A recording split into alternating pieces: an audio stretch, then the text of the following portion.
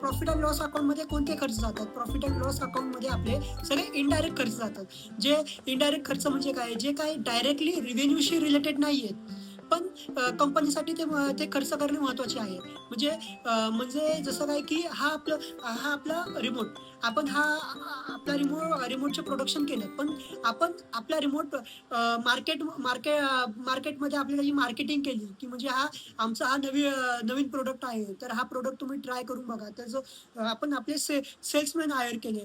आपण आपण आपला जो जो काही सेटअप केला, ऑफिस आपण आपल्याच एका ठिकाणी बांधलं, तर त्या ऑफिसचा खर्च, त्याच्यानंतर मग त्या सेल्समॅनची जी सॅलरी जाते, ऑफिसचे जे इलेक्ट्रिसिटी जातात, हे जे काही खर्च जे डायरेक्टली सेल्सच्या रिलेटेड नाही आहेत, पण हे खर्च महत्त्वाचे आहेत. तर हे सगळे खर्च प्रॉफिट अँड लॉस अकाउंटमध्ये जातात.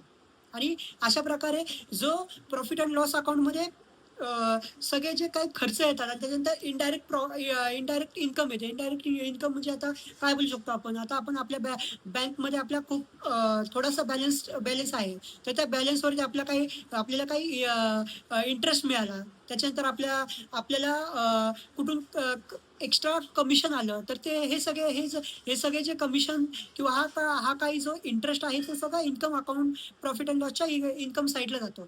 आणि याच्यानंतर या प्रॉफिट अँड लॉसच्या डेबिट साइड आणि क्रेडिट साइडचा जो डिफरन्स असतो, त्याला आपण नेट प्रॉफिट किंवा नेट लॉस असं म्हणतो.